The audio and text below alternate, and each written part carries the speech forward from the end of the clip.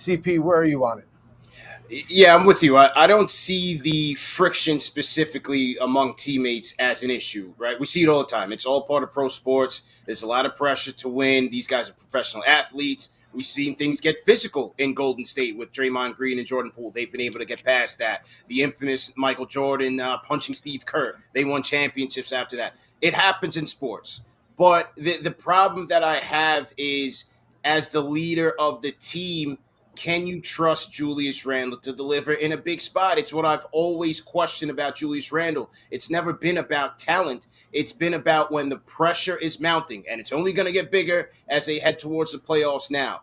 As the pressure begins to mount, can he deliver? Can he channel his frustrations, the pressure of the defense, of not getting calls? Can he channel that onto the court and perform and help his team win games? When he picked up the technical foul against Miami Heat, the Knicks were already down by 10, trying to come back. He picks up a technical foul.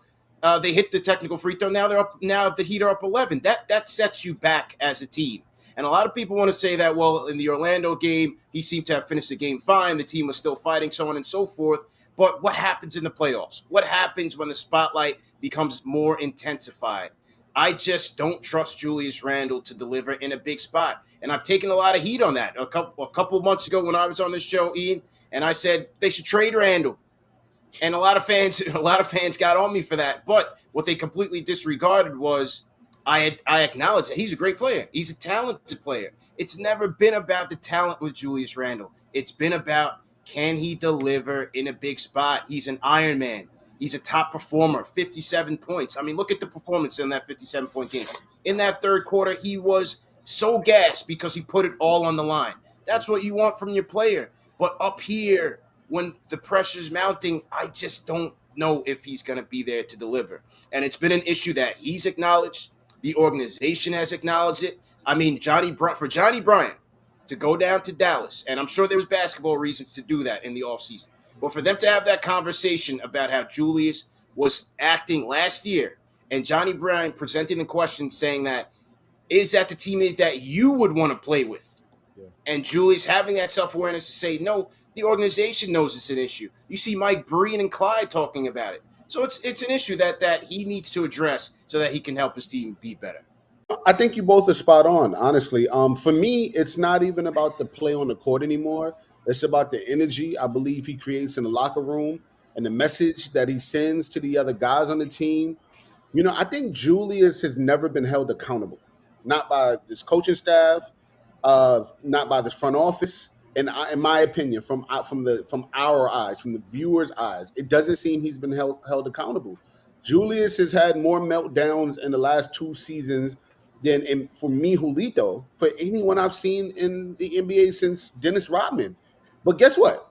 Dennis Rodman helped the Bulls get 3 rings, and Julius got us 1 playoff win, right? And then you have guys like Reggie Bullock and Theo Pinson doing interviews joking about how everybody had to play defense or Tibbs would bench you except Julius, which I just think it's unacceptable. And, you know, for me last night, I think it was disrespectful to Emmanuel Quickly, you know, and it was out of line, you know, especially when he has a history of this for 2 seasons. You know, Quick has seemed to be the guy who's jumped to the front line to stop Julius when he's having his meltdowns, right?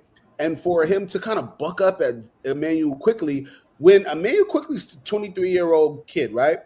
Julius Randle is supposed to be the vet of this team. He's one of the oldest guys on the team. For me, I think to see a 23-year-old calming down a guy who's almost 30, who's been in this league, who knows that these refs are going to miss some moments. They're not going to get it right. And granted, the entire NBA currently is talking about how the refs are messing up. Got it. But right now, 8 games away from the playoffs, in the famous words of CP, we don't need it. We don't need it, especially when we are starting to create the chemistry and build the habits that are going to be necessary for this playoff run we're choosing to go on. And, you know, imagine, how will he react when we're down 5 and the refs don't call a foul our way in the playoffs? You know, imagine yesterday was a game where we're still up 10 games. We're still above 10 games and, you know, above 500.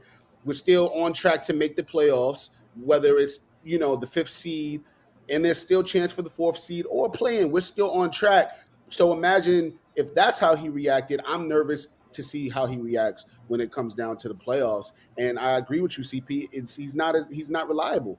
And for me, he's done a lot of he's had a lot of great quotes where he's saying he needs to check in on himself. He had to get better. He has a guys that seems that's there to support his mental health each day before the game. He's put a lot of he's had a lot of moments where he's put things in place to support his mental health. I need him to start having it show up when it matters.